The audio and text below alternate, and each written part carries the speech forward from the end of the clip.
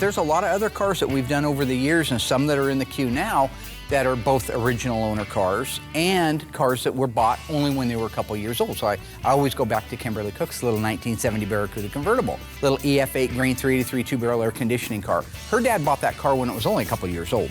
But listening to the stories and feeling the sentiment and seeing pictures of her as a little girl next to the car helping her dad work on it, those are the moments that, to me, regardless of the persona I put on, a tough guy, well, I am a tough guy too, but I'm also a very sensitive guy when it comes to family and history, and I loved that story. You know, I wasn't there for the reveal, but watching it back, like the rest of America, even my dad got choked up, and it was hard to see. I know that really meant a lot to him as well as Kimberly. I can relate because if someday something happens to my dad and he's no longer here, you know, I think the only way that I'd feel close to him again would be to get into a Mopar. I can totally understand why she was bawling, and you know, that probably brought her right back to when her dad was alive. You know, my dad's attention to detail is also phenomenal, as we all know, and I think it was really cool how he put her dad's original steering wheel back in the car. I don't think Kimberly Cook expected that, so that was, poor girl, she was just bawling. But I don't blame her, like, oh my gosh. But that was just so cool that my dad did that, snuck that in on her, and made it that much sweeter. Another honorable mention is the Zink's 1970 Plymouth Roadrunner lemon twist yellow 4-speed car. They did not buy it new. In fact, what he did was he bought that car to emulate a car he did buy when he was back in high school and was married in and went on their honeymoon in and had years of history with. This car was able to fill that void for him. That was a great story. I'm always a huge fan of doing these cars for people that have the great stories. They're super nice and just a pleasure to be around. That car was yellow, came out great the third time I painted it, because we do the pre-paints at that time. And then I panel painted the car because it was solid color, meaning I painted parts and pieces all different times.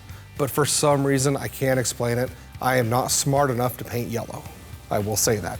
Every time I paint yellow, I have to repaint it.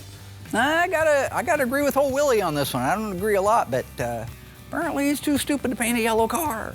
I've told him 100 times how to do it, that you count the number of coats that you put out. I've done tutorials on this stuff. But if you don't follow that, then the paint doesn't match. So you have to have a brain. Now that's a great reason why the Scarecrow from The Wizard of Oz wasn't a car painter. You could do a lot of things. You could sing, you could dance, you can run up and down the yellow brick road. That's all great stuff, right? But point is, you got to have a brain. So we blocked the car down, reshot it all as one, did the stripe on it, did the reveal. From start to finish, the car went great, clients were happy, and it was a win-win for everybody. They remember what they were wearing, what they did in the car, you know, restaurants, running around, cruising it. They have stories with that car from the time they bought it till now. You could sit down with these people and talk for hours on end about their memories about it. And those are the stories that, for me, mean the very, very most. So when a car sets, as long as this one had sat out beside the house, getting rained on, sitting in the mud, it's going to have problems down the road. Once that car got here, we disassembled it completely, right down to the bare original shell. That's what we do.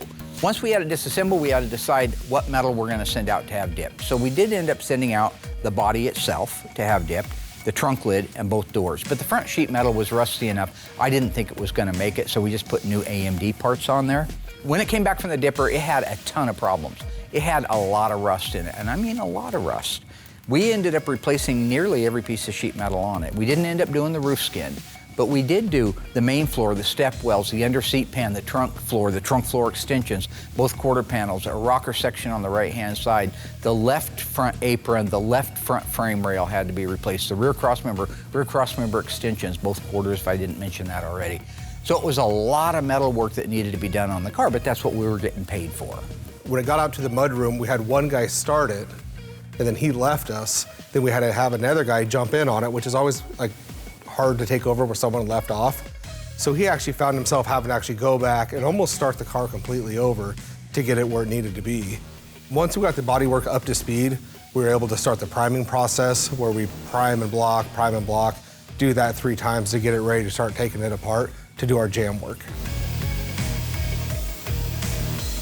So after we get the first prime done, it takes a week or two for that primer to dry. At that point, set outside, we'll bring another car in, work on it. And then when that 2 weeks is up, we'll grab that car, bring it back in. It's nice, it's hard. We use the VP 7050 as our primer. It's thick, it's like honey coming out, and it does a remarkable job. So then we'll get the whole car blocked, do our second prime, and sometimes we're good to go after the second prime, but most time we'll do it a third time just to be safe. We get the whole entire car washed, put back in the booth, masked up, then I'll put my first coat of sealer on, and that sealer is just to fill any imperfections that we may have missed or overlooked. It's just like a safety blanket. So we'll seal it, then we go right into our color, and it's not a transparent color. Cover's really good. It's a beautiful color. So you're looking at 5 or 6 coats of color, 3 coats of clear, let that dry, goes right over to Noah to get the cut and buff done, and then we can get it over here for assembly. The car came out great, and I'm really looking forward to seeing the whole car put together. So this is the first interview for season 15. Now, everybody at home sat back. You guys understood I heavily produced 14. That's why our numbers were through the roof. You know, I'm sorry, I gotta call BS on that. Will has lost all of his faculties. He is no longer in reality. Something about being a star has gone to his head, and he's lost his entire capacity to be real. He doesn't produce the show. Will, you don't produce the show. You don't have anything to do with the production other than occasionally setting it back. All right? You have some kind of fun little relationship with our director back there, but you're not producing or directing or anything else. I just want to make sure the folks at home know that. All right? Somebody's got to stand up and tell the truth. When we sin in silence, when we should protest, makes cowards of all men. It's Ella Wilcox. Jackie, what do you remember about when it first came? We heard a meet meet, and we didn't know what was going on. Did you hear the beep beep that Jackie did? I did, but I couldn't figure it out because I wasn't watching Roadrunner. I was watching Bugs Bunny. When these cars come in, they are so rusted away to nothing. Life and Mother Nature and time takes a huge toll on these cars, and it's understandable that people have to let them sit for a long time, and when they come to us, there isn't much left. When I started this drivetrain, it looked horrible. It was so caked in mud and rust, and it just didn't even look like it was restorable, but that just made me want to work harder, and I was glad to do it for the customer. It is so rewarding to be able to take an engine that has sat for maybe 35 years without running, give it to Doug, let him completely disassemble it, send it off to the machine shop, have all the machine work done, and know that it made it through those critical points of what? A Magnaflux that could have came back with a broken block, a crack in the valley somewhere, we've seen that, or cylinders that have to be bored out so far that they need sleeves. That was the case on one cylinder in our 426 Hemi for Melita. So sometimes the original parts are so pitted and rusted that we can't use them. In a non-numbers matching situation, we can just replace them out. But if it is a numbers matching restoration, we have to work a lot harder to bring these parts back to life so that we can make this an original numbers matching car. So I can understand what these people are going through, wanting to see their cars come back in the shape that they used to be in years ago. If I could see my old Barracuda come back in the condition it was when I was 18 years old, looking just the way it did back in that day, it would just be heart-stopping for me. You mean the car your daddy bought you, Doug? Is that the one you're talking about? The nice little 70 Barracuda 318 4-speed air conditioning car? Probably one of one ever built. It wasn't age. It wasn't anything as quaint as age and dilapidation. It was destruction. The guy beat the tar out of that. He kicked its kidneys in every day. He was doing a reverse burnout, which I don't even know why. Rev it up and dump it in reverse till the motor mounts broke. I don't get it. He backed up one time right down the road here on 39th Street to a mound of dirt so the rear valance would cave into the dirt, lift the weight off of the tire, and then he spun the tire and had enough friction against the rock that it was set on that it would smoke, because apparently that was the only way he could smoke the tires. You understand, that is not dilapidation, that is destruction. Mark has been referring to my reverse burnout where I backed up against a stump. Well, that's not completely how it happened. I just backed up the side of a mill pond, broke traction, stood there on the pedal, and spun my tire in reverse until the tire popped. I had such a nice cloud of smoke going up in the air on this blue moonlit night. It was the most awesome thing there was.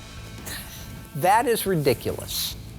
My mom loved Dougie dearly. It was one of her favorites. But she always said, you know, whatever Dougie does, do the opposite. You just gotta tell that truth. Me and Ella.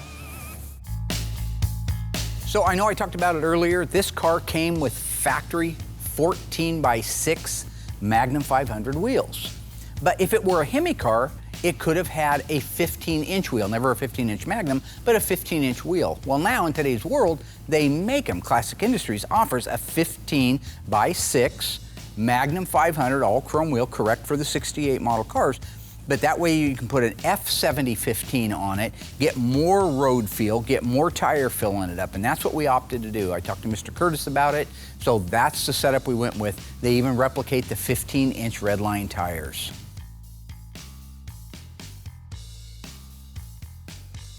What do you remember about riding in the back of the windshield? Used to have to fight to ride in the back of the windshield. That's true. I didn't get to help Justin with the second skin on this vehicle, but I love how it's coming together. It's so beautiful. That blue is amazing. It just pops.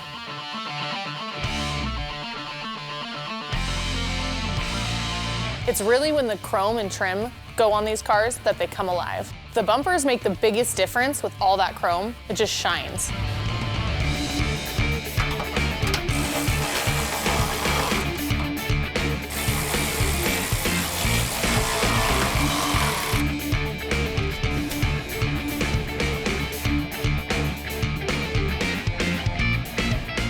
Installing the grille and headlight bezels make the front end take its shape. The mirrors, handles, and taillights all make the car whole. So the dash came in for the 68 Roadrunner. It looks really good. You know, this is just a simple dash too. It had the horizontal gauges, but with the two-tone blue in this car, it really sets it off and makes it look really nice. Installing the dash is one of the last things I have to do to this car to finish off the restoration of the interior of this car.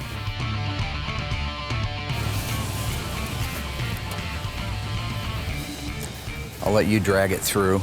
This is the fun part. We're getting ready to put the dash in the car. You know, it's always nice to be able to work with Mark when he can stay focused and everything, and sometimes he can get sidetracked, but getting the dash in the car, make all the connections, tip this thing up, you know, bolt it right into place, and then I can install the steering column. Nice. That was smooth. Really easy, yeah, nice. You ever see American Graffiti? Oh, yeah. Which car did you like better, the 32 or the 55? 55. Explains a lot. Listen, it takes all kinds of cars to make the world go round, but a 55 Chevy, a double nickel Chevy, this is a belly button car. Everybody had one, at least at one point in their life, right? 32 Ford's totally cool. 55 Chevy, Kids in school had 55 Chevys. I wanted to punch their faces in. You want to get that last one? Because their mommies and daddies gave them to them. That's what happened with a 50. Well, that'd be perfect for you. Your dad gave you a brand new Daytona in '69. What year were you born? That. What year were you born? 89? 89? Well, gave you a brand new Daytona in '89. I've seen the pictures of you. You were a spooner, you and Dougie. Well, that was my dad's car. You had Hey, Daytonas I bought my and spoilers car. and mini bikes and go-karts. I bought my car my freshman You year had all for your 500 teeth, bucks. full head of hair, good vision, the best of everything. Oh. Me, nothing. You just mad about the colorblind still? I'm still pretty upset over the colorblind. It's a bummer. It's a nice green dash. All right, I'll let you finish putting it together. Awesome, thanks, Mark. Good job, Alice. 55 Chevy, really? I mean, whatever, right? That's what you want to be known for, but I mean, where I come from, them's was fighting. Them's was fighting words back in the day. 1970 Charger, 440, ass-stomping, fire-breathing, tire-roasting, panty-dropping machine. Hey, Dougie, Justin likes 55 Chevys. What is it like working with Mark when he gets off topic? So working with Mark when he gets off topic, sometimes you just don't know what to do. During this, I said, cut the mics, because typically after that, everything that's being said doesn't need to be said. If you guys have watched the show for many, many years, it's the same things that get recycled over and over and over. You know, same characters, same movies. It's just the same thing. So you're basically watching reruns. My comedy is not reruns, okay? Most of my stuff is new with a little bit of a spin on it. I know I've done a lot of different impressions, and some of them are repetitive, but that's different things being said. You don't go up to a comedian and say, well, oh, Jerry Seinfeld, you already did, what's the deal with the bag of peanuts? It can use it for all kinds of different things. This season, I'm bringing in Dr. Jed Hill from Malice, right? Alec Baldwin's character, the God Complex thing. I'm bringing that back. That's fresh. And even if it was reruns, would it really, really matter? Because syndication can make you a lot of money, right? So you take Gilligan's Island, it's the most syndicated television show in history. I would say that the guy who looks like the love child of Kevin Farley and Alan Hale probably ought to know that. You know what I'm saying, Skipper? Yeah, do that one. Yeah. I push the lotion on the skin. What the hell is that? Snagglepuss doing James Gum? That's the stage right. That's ridiculous. I sound exactly like James Gum. Well, Mark wouldn't make it his own. He's like, go push the dash in the car. Something like that. I don't go for the table jokes like most comedians do, where they say, it puts the lotion on its skin, it does this, whatever it's told. I don't do that. I come up with new stuff, other obscure lines from the movie, so people don't even know who you're doing. That's Mrs. Lippman's son used to live here. I think I've got his card. You can come inside. What's another impression? Do his Rocky is. Does he do that? He does it all the time. Yeah, Rocky, Rambo.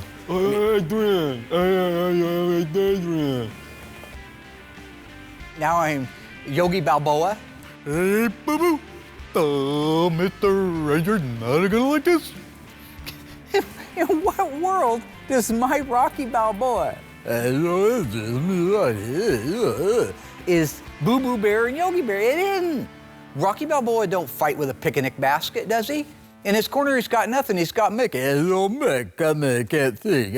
I don't want to do it, kid. Come in, Mick, can't sing. And he cuts his eye, and he goes out, and he does a little bit of magic. He warms up Apollo Creed's ribs, gives him a couple of southpaws. South Jersey, Southampton, Southpaw. What is it we're talking about again? So installing the steering column is a two-man job. One guy under the hood feeding the coupler onto the steering box. One guy has to get inside, up under the dash, and line it up, feed it through, and we have to align the splines on the coupler. Restoring drivetrains is not all I do. I help a lot of people do a lot of different tasks around here, so I consider myself a jack of all trades. Mark considers me a master of none. That, sir, is not true. I think that Doug is a great technician, very valuable asset to Graveyard Carz. Now, that doesn't mean I don't still think he's from another planet, okay? One, I've asked his dad, Doug, for a birth certificate. Never been able to produce one, right? No birth certificate? Yeah, it got lost. Okay, order another one, right? Records, you can get those through records. I'm gonna be the one that's screwed here ultimately, is what if Baldar or whatever it is up there decides he wants them back? You going under the speedo cable or above it? Under or over. Over? Yeah. Okay. Oh man. Man, that slid on like it was nothing. Sometimes we get lucky. Oh wait. What's wrong? Don't say that. Oh heavens to Betsy Ross, what have you done? See, I'm beginning to think that Doug is wearing off on Justin, or maybe Justin can no longer hide it. Maybe he's an alien too, all right? All I can say is the steering column was in there, it went down, the splines lined up, everything looked great. Next thing you know, Mork and Mindy are taking it back out again, all right? For some reason, maybe just to ride the clock for another hour and a half before they reinstall it. That actually has a good cadence to it, Mork and Mindy. I like that. Remind me to refer to Justin as Mindy from now on. You know what I mean, Tiny? Gots to keep it real. Once I'm finished installing the steering column on the 1968 Roadrunner, you just have to make a few more connections and you got power to the whole system.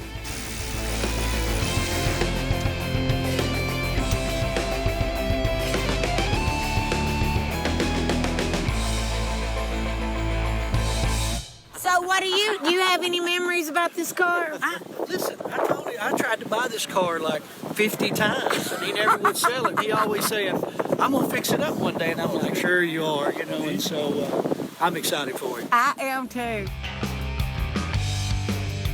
Over the years, everybody's watched us evolve as a shop. I mean, I will be the first to tell you that when you first started watching the show in 2012, We didn't have all the key vendors that we have now. We didn't have all of the equipment that we have now. We didn't even have necessarily the knowledge, because you do learn. Every day you learn something in this business. The exhaust system that we opted to go with on all of our cars now is the ECS exhaust. This is a duplicate of the factory. It isn't an attempted duplicate where they just use modern clamps for it.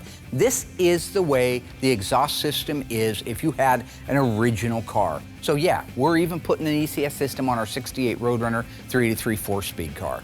Why? Because the guy paid me to make the car like new. That's the system it would have had when it was like new.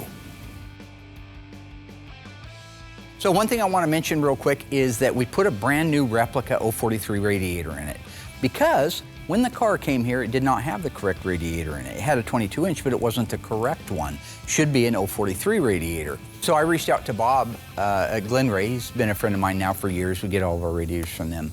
And I said, man, we are so far over budget on this thing, and I'd love to give him the right radiator. I told him a little bit of the backstory. He said, well, I'd love to help you out, but this ain't UNICEF. You know, maybe one day UNICEF will get in the radiator business and they'll be the folks to see, which is the Joe Dirt line, Dirte, which I always think is funny. I kind of stole it and used it as my own. But anyway, after that, I got off the phone, I went out back and I found one. I sent it out to have it record. The day I was sending the radiator out to have it rebuilt, one showed up, and guess who it was from? Old Bobby Claus, Glenray Radiator. So thank you. That was a very nice thing that you did, Bobby. You're a good man. The 68 Roadrunner is a pretty simple car. It's got some cool things that go on the exterior of it. They got their little Roadrunner plaques that we put on the doors. And since this is a 68, it actually has the black and white Roadrunner decals that sit right next to the door plaques. The decals are my favorite part. And even though Will and I completely up, I still love billboards and I still love graphics. I just don't like doing them. You know, after I saw the episode of Shrek and Fiona putting the decals on the 71 Cuda, I laughed out loud. And I'm not a big LOL guy. You'll never see that little thing from me. I don't do that. But I literally laughed. You know, they're like a comedy team. They could be a great comedy team. What are they doing at Graveyard Carz?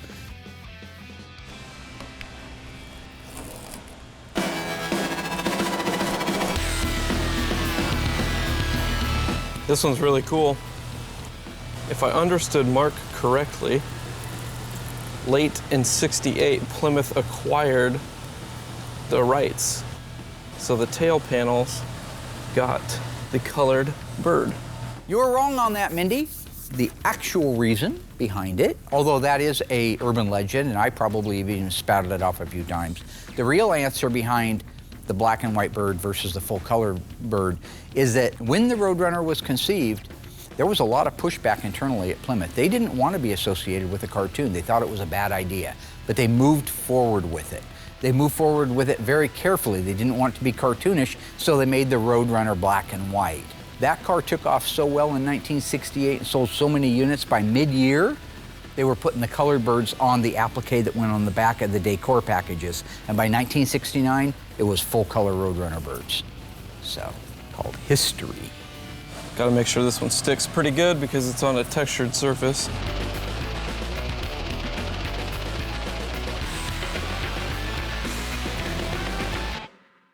Are you excited, Sandy? Oh, yes. So how long have you and Papa been married? 63 years. 63 years. Mama, is she like what you thought? Yeah, it looks just like it did. Just like it did. We do a lot of cars here, and it's easy to say, well, this one's my favorite or this one might be. But this particular car, while it is pretty simple, it's not very flashy, it looked nice when I brought it over here, but when Justin put it together, I had no idea the two-tone blue interior, really set that car off. The red stripes on the tires set that car off. You have 3 different shades of blue on this car, so it's just little things that you pay more attention to when it doesn't get the stripes or any of the fancy decals or anything like that. You kind of appreciate a whole different aspect of what I do. Growing up, Mark and I loved our Mopars. This car here, with its blue paint, Magnum 500s, two-tone interior, just turned out to be a beautiful car. It's stunning. So you know, my dad plays like he's some big tough guy, but really, honestly, he's a big softie with a big heart, and I think this restoration shows it more than anything. He didn't do this restoration because it was a high dollar car. He did it because this meant so much to the owners. And I love that my dad did that for them. The coolest part about this build was the fact that it was the one owner car and that it all comes down to family at the end of the day. They're gonna get to enjoy this car as a family now. All right, 1968 Roadrunner going out on a maiden voyage in it. I did take it down and have the alignment done the other day, but I have not driven it since then. We're really short on time. This car's gonna be leaving in the next couple of days, which is why right now you don't see a back seat in there.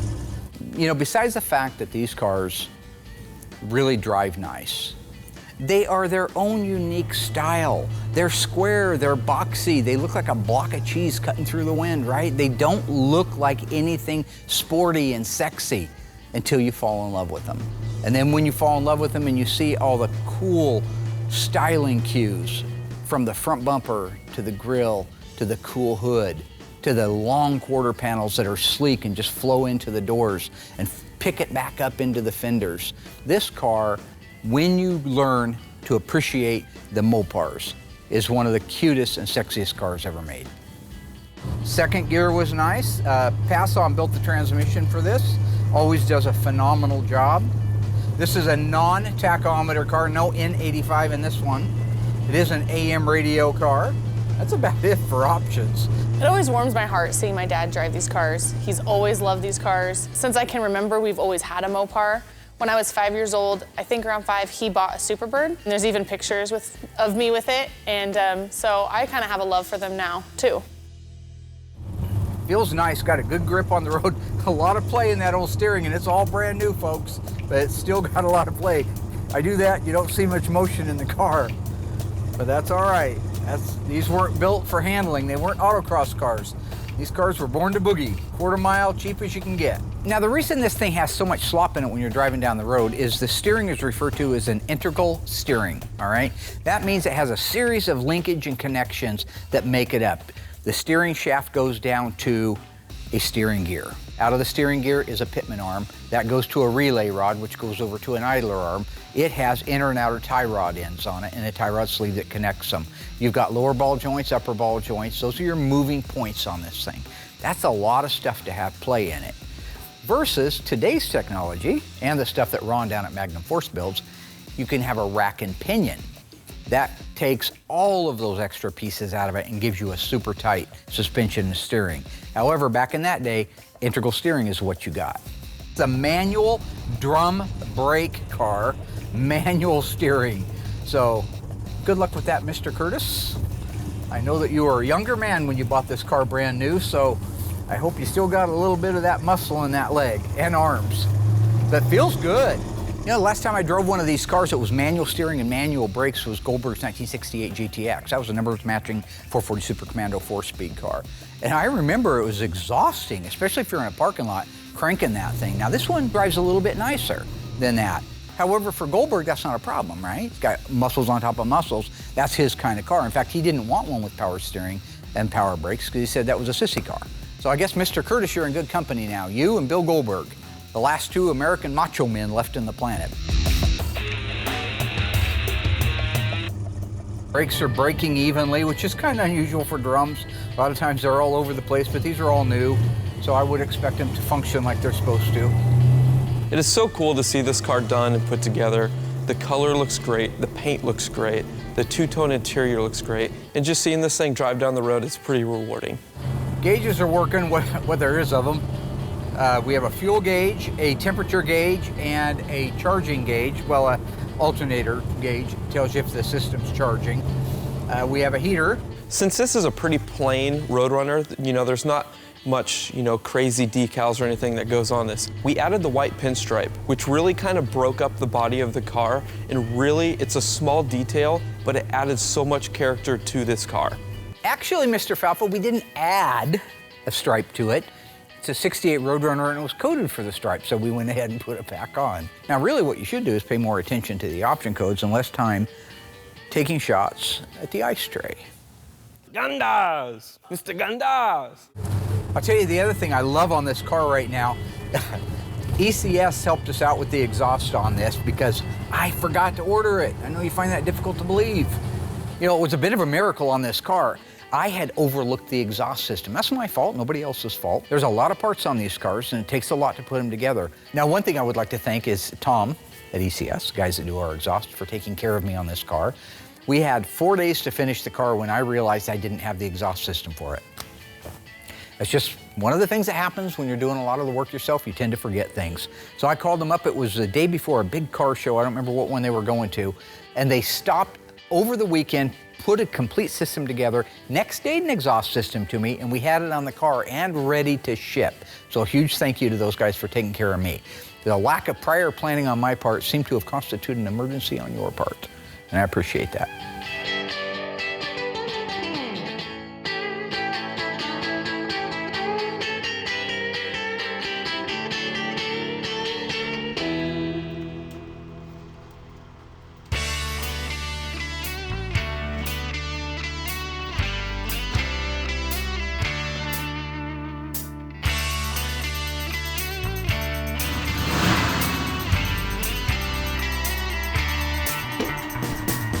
It's kind of sad on this one that we weren't able to have the Curtises out for the reveal, because that's always a great time just to kind of visit with them, find out all the stories you can, and really truly get the expression on their face when they see their car for the first time.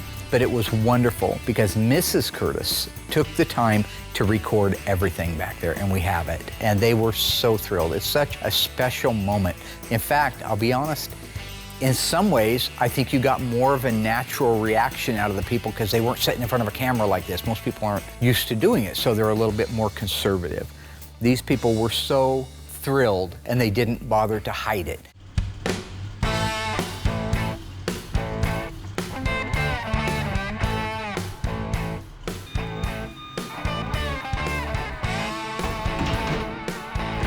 Good morning. Yep, the car is here. She is about to pull in the driveway. All the way back from Oregon. Oh my goodness.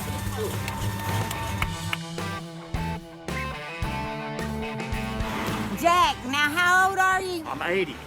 80. You waited 5 years for this car. I bought it 53 years ago. 53 years ago. Stan was 3.5. Yes. Yes. Let you put the final touch on, Stan.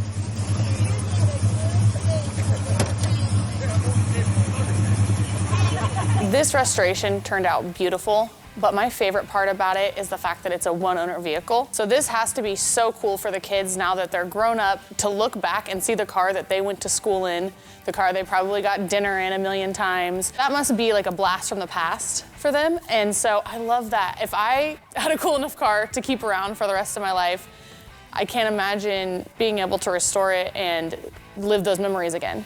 We all have memories of this car. We've waited all 5 years. Everybody has been waiting for this day for Jack to get reunited with his car. I was in the sandbox at the block church when you pulled up and you got out and said you want to go for a ride. I got out of the sandbox and went straight to the back seat, jumped straight in the back seat. I remember the day he drove it home. Jackie, what do you remember about when it first came? We heard a meet meet, and we didn't know what was going on. Did you hear the beep beep that Jackie did? I did, but I couldn't figure it out because I wasn't watching Roadrunner. I was watching Bugs Bunny.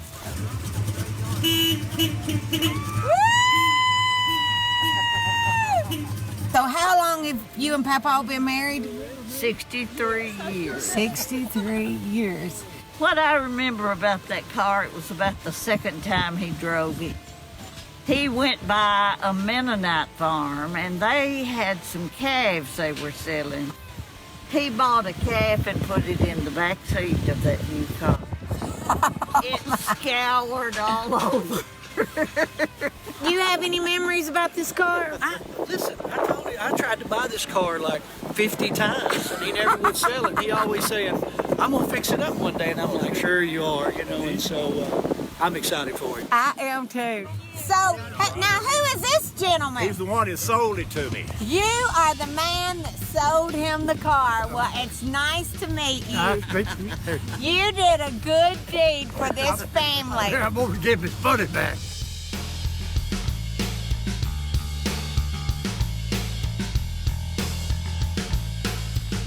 What do you think, Jack? I think it's all of them. It's quick. It's quick? So I would just like to say to Mr. Curtis, congratulations. You are a multiple cancer survivor, you are a fighter, and you bought a car that has been with you your entire life, and I would like to thank you personally for allowing me to be able to work on this car and bring it back to life for you.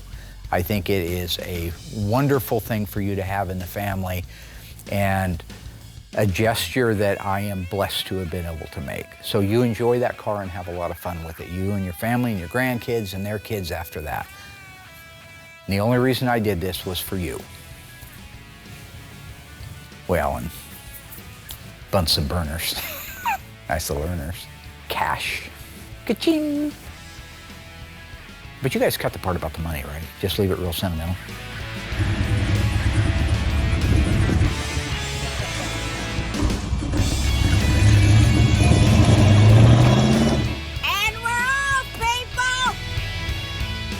We went to Atlanta in it, we went to Tampa, Florida in it. Stan was saying that 7 of you went to Tampa in the car. We did. I remember riding in the floorboard in the back seat. What do you remember about riding in the back of the windshield? Used to have to fight to ride in the back of the windshield. That's true. There you have it, folks. 1968 Roadrunner, one owner, and that is Jack Curtis from Summertown, Tennessee.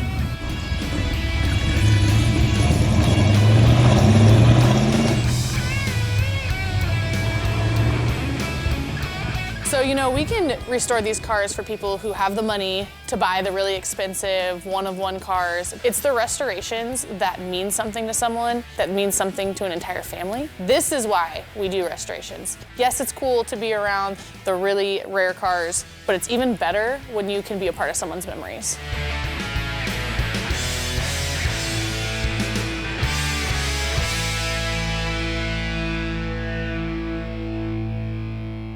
Hello ghouls, Mark Warman here, the Ice Tray from Graveyard Cars. If you enjoyed this video, be sure to like it, drop a comment down below, and subscribe to our channel. We have fantastic stuff coming up, and some of it you've never seen before. I gotta go insult people. Hey Alice!